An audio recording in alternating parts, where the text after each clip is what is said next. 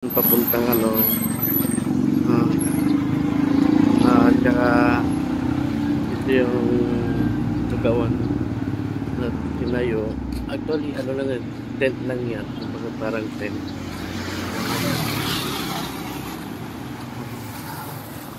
Tapos ito yung harapan ng bahay, no?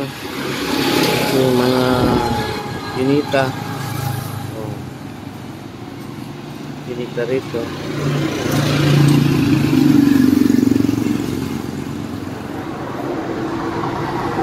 Saglit lang ka, tatawid ako para makita yan.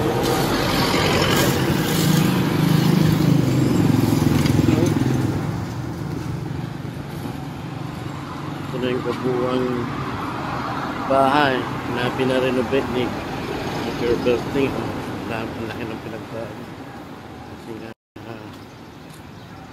inaangkin niya nga niya, no? Ang dami ng pinagbago.